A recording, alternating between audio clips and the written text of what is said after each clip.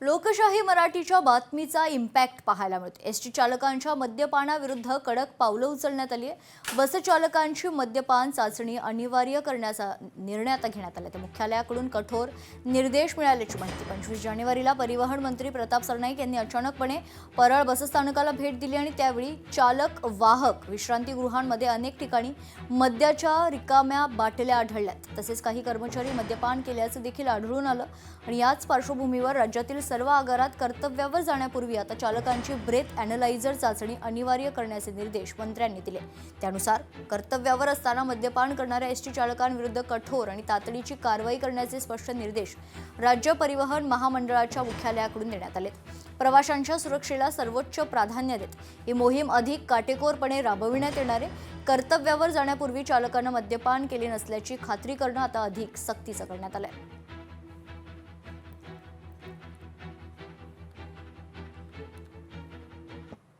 महापौर उपमहापौरांची निवडीची तारीख ठरली। छत्रपती संभाजीनगरमध्ये 10 फेब्रुवारीला निवडणूक होणार आहे। महापौर उपमहापौरांची 10 फेब्रुवारीला निवड होणार असल्याची माहिती।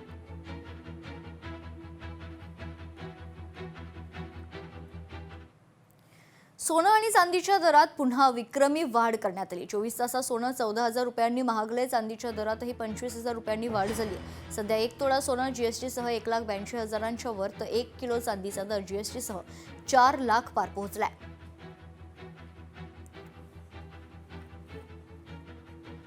आज मी इथे सोनं खरेदी करण्यासाठी आलेले आहे। आमच्या इथे माझं लग्न ठरलेलं आहे, पण ते सोन्याचे दर बघून मला थोडंसं कमी करावं लागलं, कारण ते दरामध्ये माझं सोनं काही बसत नाहीये। मला असं वाटतंय की सरकारने त्याची नोंद घ्यावी आणि ते सोनं कमी करावं। ते जी अपेक्षा होती ती सोनं माझं काही या बजेटमध्ये बसत नाहीये। सोन्याचे रेट आता 1,82,000 पर्यंत गेलेले आहेत आणि चांदी आता 4 लाखापर्यंत पोहोचली आहे। तर सर्वसामान्य नागरिकांना खूपच सोनं चांदी खरेदी करणं खूपच कठीण झालं आहे। त्याच्यामुळे ह्या चांदी आणि सोन्याच्या दरामध्ये काहीतरी कमी रेट कमी व्हायला पाहिजे। त्यामुळे म्हणजे सगळ्या नागरिकांना ह्याचा फायदा आणि उपभोग घेता येईल। यूजीसीच्या नव्या नियमांवर सुप्रीम कोर्टानं स्थगिती आणली। यूजीसीच्या नव्या नियमांमध्ये भाषेची अस्पष्टता आहे असं निरीक्षण करता सुप्रीम कोर्टानं नोंदवलंय। यूजीसीचे 2012 मधील नियम लागू राहणार असं देखील सुप्रीम कोर्टानं स्पष्ट केलं। आज माननीय सुप्रीम कोर्ट ने जो यूजीसी रेगुलेशंस नए नियम पास किए गए हैं उस पर सुप्रीम कोर्ट ने रोक लगाई है, उसको एबियंस में रखा है और सुप्रीम कोर्ट ने अपनी पावर्स को एक्सरसाइज करते हुए अंडर आर्टिकल 142 जो यूजीसी रेगुलेशंस 2012 हैं उनको इन ऑपरेशन किया, उनको प्रभावी किया। सुप्रीम कोर्ट ने इस मामले में केंद्र सरकार को और सारे पक्षकारों को नोटिस जारी किया है और इस मामले की अगली सुनवाई 19 मार्च को निर्धारित की गई है। देखो, बच्चों के भविष्य के साथ में खिलवाड़ था। कुछ नया कानून जो बनाया था कम से कम उसके बारे में कोई डिस्कशन होना था और ऐसा नहीं कि उठा के आज सेंट्रल की गवर्नमेंट की जो भूमिका है ये कुछ भी करने से पहले उसके बारे में सोचती नहीं है।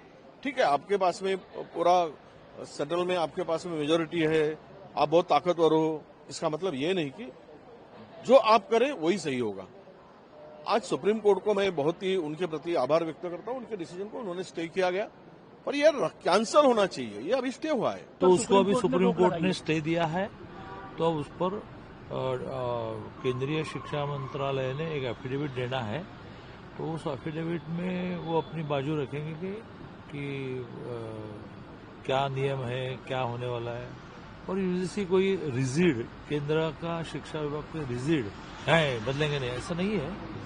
तो चर्चा से कुछ मार्ग निकलेगा। अभी तो स्टे मिला है, तो स्टूडेंट जो आंदोलन करने वाले उनको राहत मिली, तो शायद 19 वगैरह तारीख मिली है तो उस पर विचार होगा।